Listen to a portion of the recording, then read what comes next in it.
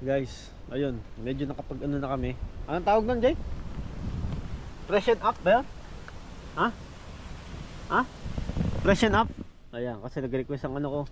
Nag-request ang nag-request ang asawa ko na freshen up daw muna, no? So guys, to actually sinulat ko yung mga ano natin ngayon, mga itinerary natin ngayon, guys. Sinulat ko.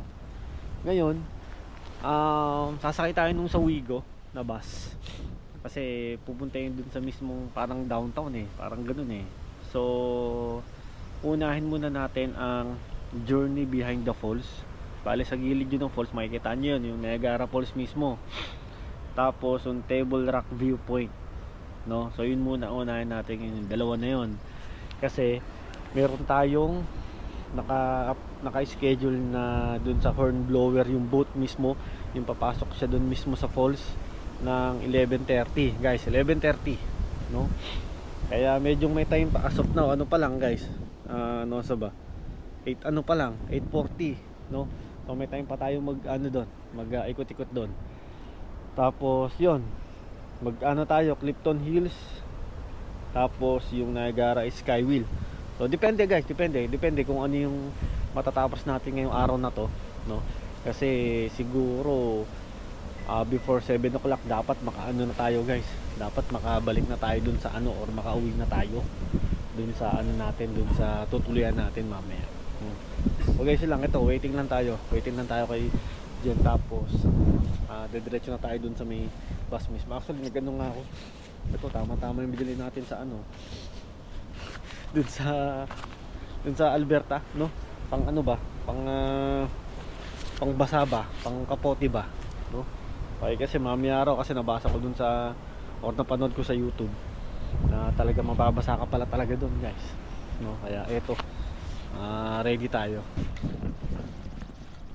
Excited ang asawa ko. Pero alam ko mas excited siya bukas dun sa concert, no? Ayun, no? Ayun ang Wigo. So meron tayong ticket lang na ipapakita sa kanila. It is ito. Ano ba 'yan? Ito yung i-ano natin sa kanila.